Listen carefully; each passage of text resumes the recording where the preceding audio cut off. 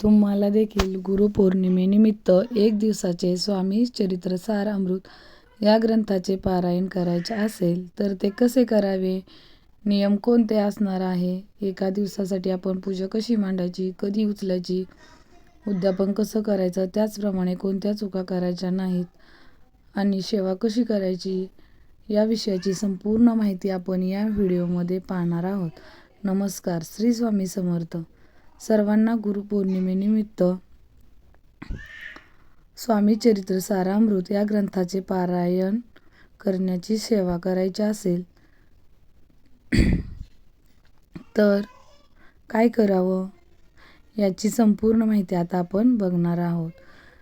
कुणाला 7 दिवसाची सेवा करायची असते, कुणाला 3 दिवसाची, पण काहींना जॉबमुळे इतर कामामुळे हे करायला शक्य होत नाही. त्यांनी गुरुपौर्णिमेच्या दिवशी किंवा त्याच्या अगोदर 1 दिवसाचे स्वामी चरित्र सारामृत या ग्रंथाचे पारायण केलं तरी चालू शकतं. तुमच्या काही इच्छा असतील, काही अडचणी असतील, काही कामे मार्गी लागत नसल तर तुम्ही या दिवशी संकल्प सोडून 1 दिवसाची स्वामी चरित्र सारामृत या ग्रंथाचे पारायण करू शकता. गुरुपौर्णिमा 2026 मध्ये 29 जुलै रोजी आलेली आहे. याचे औचित्य साधून आपण या दिवशी आवर्जून आपल्याला होतील तितक्या सेवा, होतील तितके पारायण अवश्य करायचं आहे. आता या दिवशी पारायण कसे करावे, संकल्प कसा सोडायचा, उद्यापन कसं करायचं या विषयाची माहिती पाहूया. स्वामी चरित्र सारामृत हा ग्रंथ भव्य दिव्य असा ग्रंथ आहे. या ग्रंथात असलेले प्रत्येक शब्द न शब्द मोत्यासारखे आहे, सोन्यासारखे आहेत. आपल्या इच्छापूर्तीसाठी, आपल्याला अडकलेल्या नडलेल्या कामासाठी, मुलांसाठी, पतीसाठी, घरासाठी आपण अवश्य या दिवशी एका दिवसाचे हे पारायण करू शकतो. कुठलीही सेवा करताना मन शुद्ध असलं पाहिजे, पवित्र असलं पाहिजे. त्याचप्रमाणे घरात सकारात्मक ऊर्जा असली पाहिजे, घरातील वातावरण पॉझिटिव्ह पाहिजे. आणि जर या सर्व गोष्टी असतील, आपण अगदी विश्वासाने, श्रद्धा ठेवून जर कुठलीही सेवा केली तर त्याचं फळ 100% आपल्याला मिळतं. म्हणून या दिवशी आपण जे पारायण करणार आहोत त्याचे नियम आपल्याला पाळायचे आहेत. काही चुका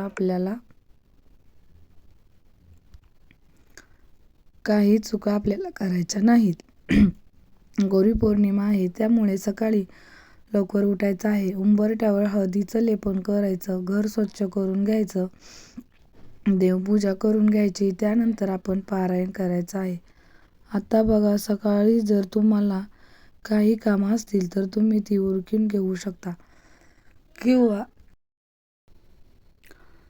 किंवा तुमची देवपूजा झाल्यानंतर जर तुम्ही या पूजेची मांडणी करू शकता आणि त्यानंतर तुम्ही तुमच्या सोयीनुसार सकाळी किंवा दुपारी किंवा संध्याकाळी तुम्ही या ग्रंथाचे वाचन करू शकता. शक्यतो तुम्हाला या ग्रंथाचे वाचन सकाळी करायचं आहे. फक्त दुपारी 12 ते 12:30 या वेळेत आपल्याला कुठलीही सेवा करायची नाही. आत्ता पारायण करण्यासाठी तुमच्याकडे स्वामी समर्थांचा एक फोटो असायला पाहिजे किंवा मूर्ती असायला पाहिजे. फोटो नसेल तर मूर्ती असेल तरीही चालू शकतो किंवा तुम्ही एक छोटा फोटो खरेदी करू शकता. त्यानंतर तुमच्याकडे स्वामी चरित्र सारामृत हा एक ग्रंथ असला पाहिजे. तुम्ही या दिवशी छान अशी तयारी करून पूजेची मांडणी करून पारायण करू शकता. आता ज्या ठिकाणी तुम्ही पारायण करणार आहात ती जागा स्वच्छ करून घ्या. त्या ठिकाणी थोडंसं गुलाबजल, गोमती तीर पाणी शिंपडून ती जागा स्वच्छ करून घ्या. मांडणीसाठी पाट किंवा चौरंग घ्यायचा आहे. अगोदर रांगोळीने स्वस्तिक काढून घ्या. त्यावर हळदी कुंकू अर्पण करा आणि त्यावर पाट किंवा चौरंग ठेवायचा आहे. यावर एक स्वच्छ कपडा अंथरून घ्यायचा. त्यावर तुम्हाला स्वामींचा फोटो असेल तर फोटो, मूर्ती असेल तर मूर्ती ठेवायची आहे. फोटो असेल तर या दिवशी फोटो स्वच्छ पुसून घ्या. मूर्ती असेल तर मूर्तीवर आवर्जून या दिवशी आपल्याला पंचामृताने किंवा शुद्ध पाण्याने अभिषेक घालायचा आहे. अभिषेक घालताना तुम्ही पुरुष सूक्तम, स्त्री सूक्तम याचं पठण करू शकता किंवा श्री स्वामी समर्थ, श्री स्वामी समर्थ किंवा श्री सद्गुरू स्वामी समर्थाय नमः हा मंत्र तुम्ही म्हणू शकता. यानंतर थोडेसे तांदूळ ठेवून यावर तुम्हाला स्वामींची मूर्ती ठेवून घ्यायची आहे. सर्वात अगोदर दिवा प्रज्वलित करून घ्यायचा. कोणतीही पूजा करताना आपल्याला अगोदर दिवा प्रज्वलित करून घ्यायचा आहे. त्यानंतर पूजेची मांडणी करायची. आता पूजेची मांडणी कशी करायची बघा. तुम्ही तुमच्या पद्धतीने साध्या सोप्या पद्धतीने पूजेची मांडणी करू शकता. पूजेची मांडणी करताना अशी करायची तशी करायची असं काही नाही. या दिवशी गुरुपौर्णिमा असल्यामुळे आपण छान अशी पूजेची मांडणी सजावट करू शकतो. फुलाची आरस काढू शकतो. त्यानंतर आपल्याला 2 विड्याची पाने घ्यायची. यावर थोडेसे तांदूळ ठेवून एक गणपती बाप्पाचं प्रतीक म्हणून एक सुपारी आपल्याला ठेवायची आहे. यानंतर गणपती बाप्पांना हळदी, कुंकू, अक्षदा अर्पण करा. फूल असेल तर फूल, दुर्वा असतील तर दुर्वा अर्पण करा. गणपती बाप्पांना नमस्कार करा आणि त्यानंतर तुम्हाला पूजेची मांडणी करायची आहे.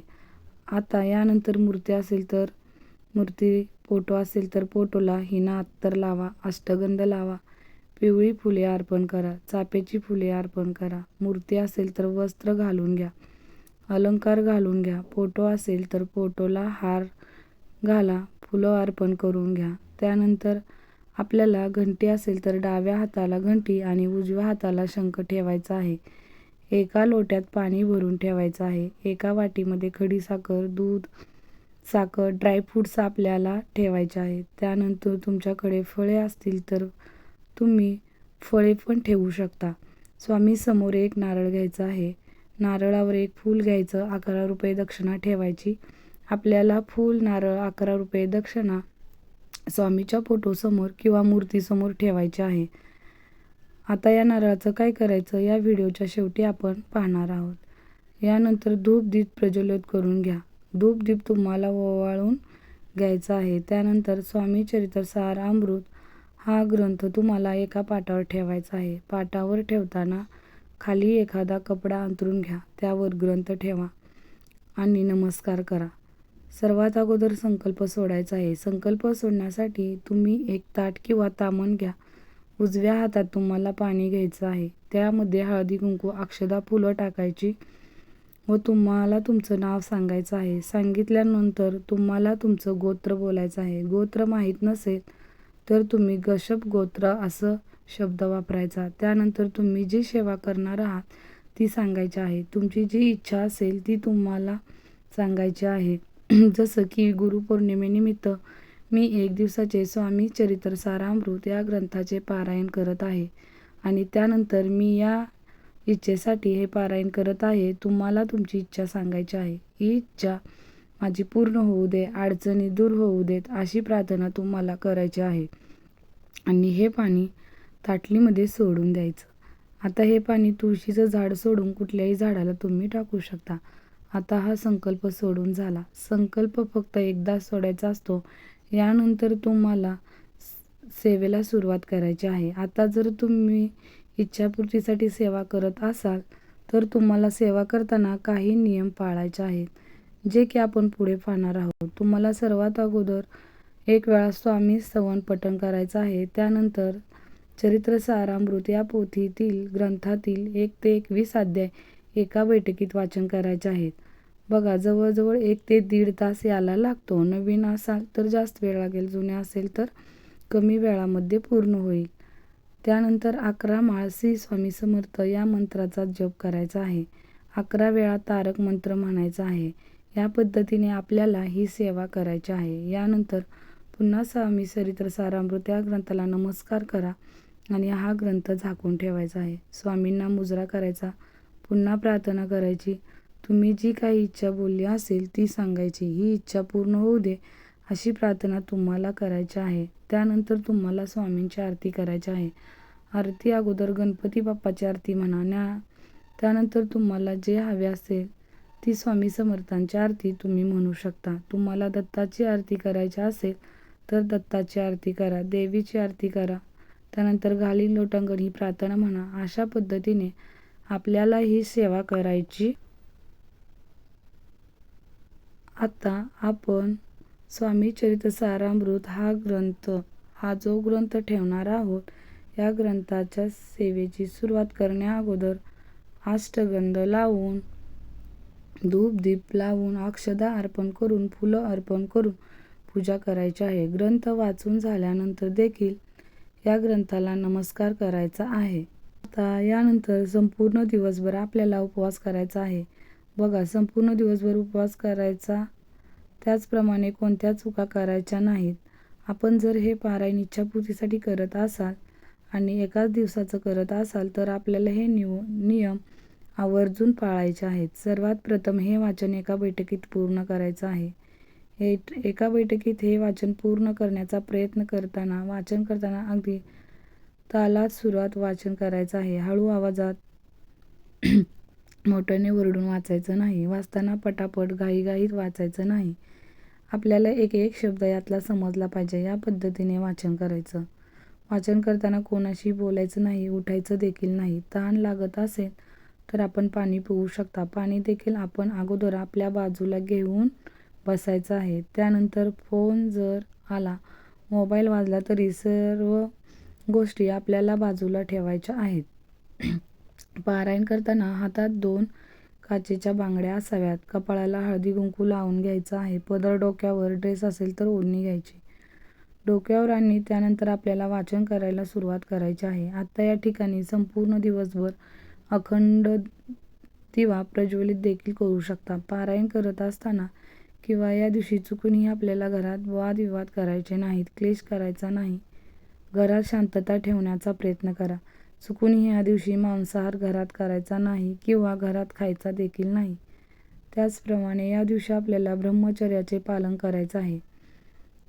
गुरुपौर्णिमा ही गुरूंची कृतज्ञता व्यक्त करण्याचा दिवस आहे. म्हणून आपण ज्या सेवा करतो या सेवेपेक्षा सर्वोच्च सेवा म्हणजे आपल्याला एक तरी स्वामी सेवेकरी घडवायचा आहे. बघा, जो अडलेला नडलेला असेल, जो अडचणीत असेल त्याला अडचणी बाहेर काढण्यासाठी तुम्हाला हा सेवेचा मार्ग दाखवायचा आहे.